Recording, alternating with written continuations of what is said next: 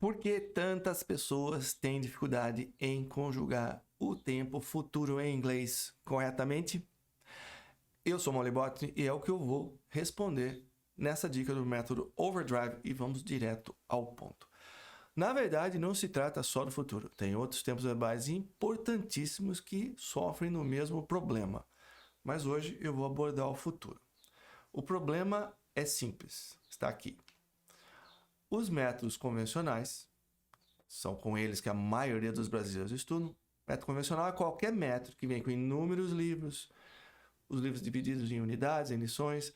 Eles demoram 2 anos, cerca de 2 anos, para ensinar todos os tempos verbais. O futuro, por exemplo, é ensinado oficialmente, um ano após o início do curso. O aluno até lá vê futuro, mas ele não é explicado como deve ser.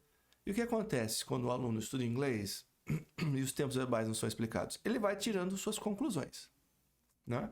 E se ele tira suas conclusões sozinho, geralmente essas conclusões não estão corretas. E aí o que vai acontecer?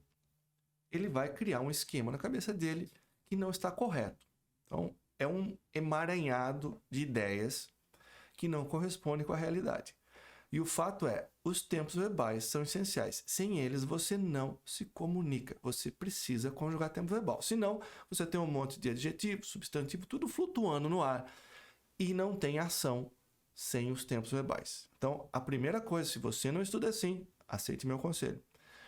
Você precisa aprender os tempos verbais o mais rápido possível. É a primeira coisa a se fazer para aprender inglês. Digo isso em 3, 4 meses no máximo. Vamos lá, então. O que é importante ressaltar é que qualquer coisa que exista, né, precisa de estrutura. Desde um átomo, uma molécula, um cromossomo, um edifício e também um idioma. O idioma tem regras, ele tem uma estrutura. E é com ela que você vai falar. Se você fugir dessa estrutura, você vai acabar produzindo coisas estranhas, mensagens estranhas e as pessoas não vão te entender. Essa estrutura principal, não tem só ela, mas a principal, são os tempos verbais, né? Porque sem eles não existe ação. Então você vai ter seus substantivos, seus adjetivos, mas eles só vão fazer sentido quando você colocá-los em ação. E são os tempos verbais que fazem isso. Legal? Eu vou dar algumas dicas sobre o futuro. A gente não vai estudar o futuro aqui, não dá tempo. Mas o meu objetivo é fazer você enxergar a importância de se entender, de se aprender a conjugar os tempos verbais e perceber as nuances que existem entre as estruturas dentro de um determinado tempo verbal. Isso muda todo o jogo. A gente começa com futuro com a decisão, com a ideia de decisão tomada na hora. Vamos ver essa frase aqui, ó. Ok, não se preocupe, eu falo com ele. Embora falo esteja no presente em português, é nitidamente futuro. Pode deixar comigo, eu falo com ele. Não vai ser agora. Vai ser amanhã, ou depois, ou à tarde, sei lá eu quando, mas não é agora. Então, aqui trata-se de futuro. Muita gente vai traduzir assim. Ok, don't worry, I talk to him. Então, aqui é presente. Quando é que eu uso presente?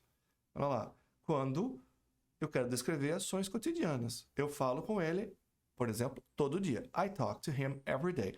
Portanto, aqui você vai entender, estudando, que se trata de futuro, embora eu use falo, ao invés de eu falarei, vou falar com ele. Então, a frase correta é ok, don't worry, I will talk to him. Então, futuro com decisão tomada na hora, o famoso will. Não se esqueça de pronunciar o L, hein? Will. Ou, contraído, I'll talk to him. Don't worry, I'll talk to him. Legal? Então, decisão tomada na hora, você não estava pensando em fazer nada antes, você decide agora, fala, eu vejo isso depois, eu ligo para ela mais tarde. Tudo isso é feito com will. Decisão já tomada. A gente acabou de ver, decisão tomada na hora. Agora, uma decisão já tomada. Por exemplo, nós vamos visitar o fornecedor na sexta. Muita gente parte direto para o will. We will visit the supplier on Friday. Mas se a decisão já está tomada, você... Há duas possibilidades. Usar to be mais going to, ó, decisão tomada, e to be mais gerúndio. Então, to be mais gerúndio também indica futuro. Um futuro mais certo do que o to be mais going to. Então, aqui, com to be mais gerúndio, você vai ver a frase já já, o fornecedor já está sabendo alguma indicação de que essa visita está mais certa. Então, eu não vou usar we will visit supplier on Friday. Eu vou usar to be mais going to. We are going to visit the supplier on Friday.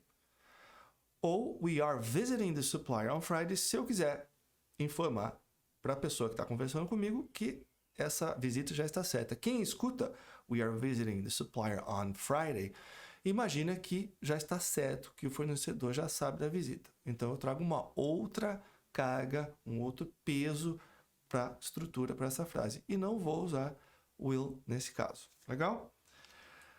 Pergunta pedindo opinião. Por exemplo, mas será que ela vai nos ajudar? Não sei. Então, eu pergunto para você, mas eu não acho que você sabe. Eu estou pedindo a sua opinião. Estou jogando no ar a pergunta. Aí você usa will. But will she help us? Will she help us? Você vai me dar a sua opinião. Eu não acho que você falou com ela, tá?